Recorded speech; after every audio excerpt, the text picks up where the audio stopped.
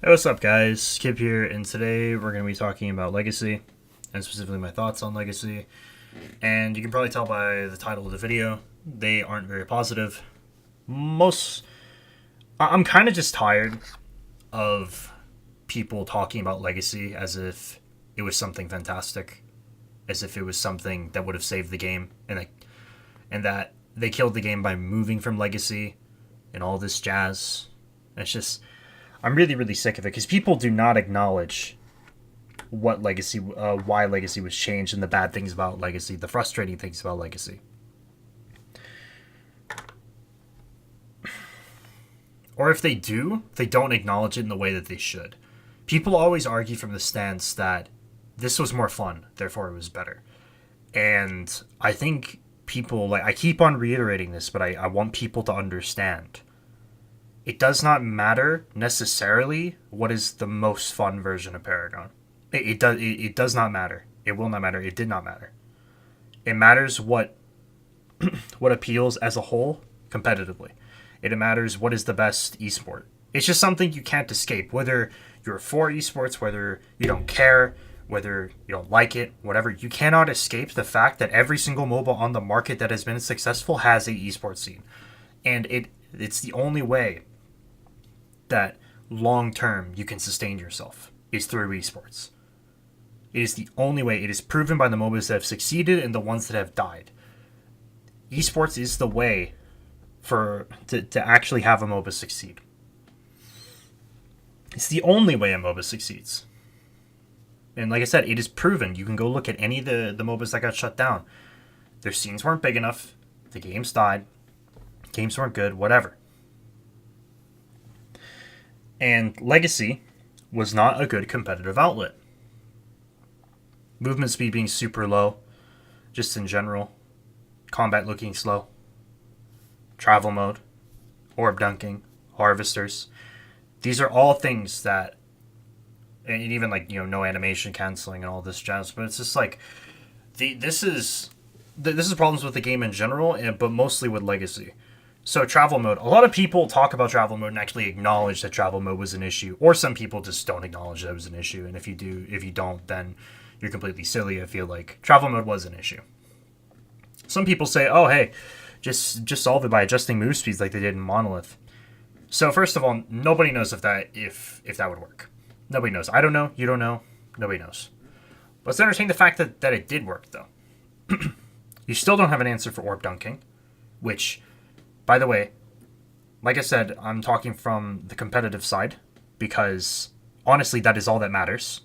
It is truly all that matters. Whether you agree or disagree is relevant because it is all that matters. The competitive outlet that is a MOBA, it must be competitive, otherwise the game will die. It is just that simple. You can see it in history. Orb dunking does not facilitate a competitive game. Orb dunking is something that is purely just fun, and is something that can create these really, really long standoffs for virtually no reason, it feels like. Here's the thing, you could remove orb dunking and the game could be fine. Literally, just make it so there's no dunks, so you take away the dunk zones. You kill it, you get a buff. You just get the buff that you would by capturing or going offensive with the dunk.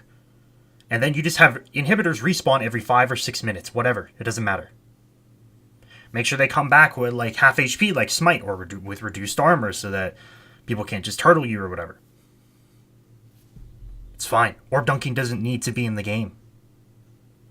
Now let's talk about harvesters. Now this is just an opinion thing. I don't really have any examples to give you. I just feel like harvesters are the wrong way in order to manage gold drip. Same with Amberlink. I didn't like any of these things because I felt like it was super finicky for just no reason.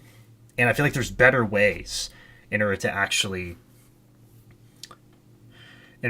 implement this gold drip, or this monitoring the gold drip or adjusting it or attacking it, whatever you want to say.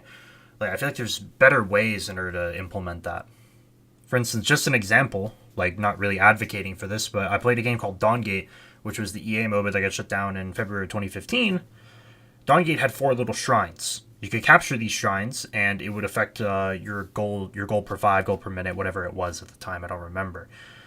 Point is that there were two on each side of the map, two on your side, two on the enemy side, and all that jazz. So it became an objective, and it felt like decent. I felt like harvesters were almost like busy work because you had to capture them like every X amount of minutes. Then people could just recapture them. It just felt like you were just running around like with these keys, just like unlocking these harvesters for what? Like I didn't really understand. I felt like it was just a really strange way in order to have gold per minute be an objective in some weird way. So personally, I just didn't like it, and I didn't really see the point of it. I think you could remove harvesters. You can still keep amberlings, but it's like I think you could remove harvesters, and the game could also be fine. Like the game would still be like the same kinda. You know, it's just like why are these things actually in there? They just feel like unnecessary in a lot of ways. This is kind of like the message I want to give to you guys. Legacy is not the answer. I know most people probably don't mean that they want the actual V27 and below.